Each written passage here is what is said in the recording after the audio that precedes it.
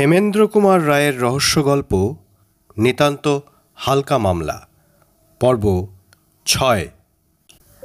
মতিবাবু, আপনি কালীবাবুর প্রাইভেট সেক্রেটারির কাজ করছেন কতদিন? ৩ বৎসর। কালীবাবু নিজের সাংসারিক ব্যাপার নিয়ে আপনার সঙ্গে আলোচনা করতেন? আগে হ্যাঁ, আমার উপর ছিল তাঁর অটল বিশ্বাস। কেবল সাংসারিক নয়, সমস্ত বৈষয়িক ব্যাপার নিয়েই আমার সঙ্গে তিনি পরামর্শ করতেন।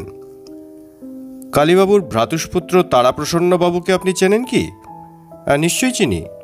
এই কালকেই তো তিনি এখানে এসে বিষম হুলস্থুল বাঁধিয়ে দিয়েছিলেন। সে আবার কি? কালীবাবুর সঙ্গে তার ভয়ানক ঝগড়া হয়েছিল। আমি সেখানে হাজির না থাকলে খুড়োকে তিনি নিশ্চয়ই মেরেই বসতেন। কেন? কালীবাবুর অবর্তমানে তারাপ্রসন্নবাবুরই বংশধররা সম্পত্তির মালিক হতে পারবেন, কিন্তু উইলের এই শর্ত তারাপ্রসন্নবাবুর মনোপুত হয়নি, আর তাই নিয়েই ঝগড়া।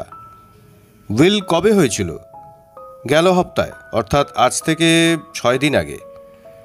এই সময় বাড়ির ভিতর থেকে একজন দাসী মতিলালের সামনে এসে বললে, মা ঠাকুরুন আপনাকে ডাকছেন। মতিলাল বললে, শুনলেন তো, আমার তলব পড়েছে। কর্তাগিন্নি দুজনেরই আমাকে না হলে চলে না। বেশি বিশ্বস্ত হওয়ার মানেই হচ্ছে বেশি খাটুনি খেটে মরো। মা ঠাকুরুনকে? মাধবী দেবী। বেশ, আপনি আসুন, আমার আর কিছু জানবার নেই। না না, আমার আরেকটি মাত্র জিজ্ঞাসা আছে। কালীবাবুর বাড়িতে বাংলা টাইপরাইটার আছে কয়টি? একটা।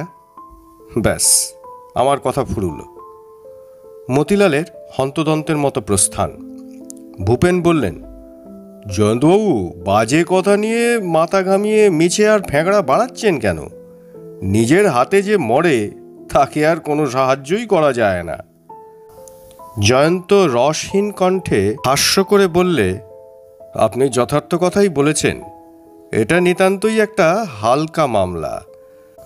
তবে আমার একটি অনুরোধ রাখবেন? বলুন। আত্মহত্যার আগে কালীবাবু যে কথাগুলি টাইপ করে গিয়েছিলেন, ওই টাইপরাইটারে সে কথাগুলি আরেকখানা কাগজে টাইপ করিয়ে আমাকে একবার দেখাতে পারেন? এ আবার আপনার কি খেয়াল? যথা সময়েই সব কথা বলবো। বৈকালে আপনার সঙ্গে আমার আবার দেখা হবে।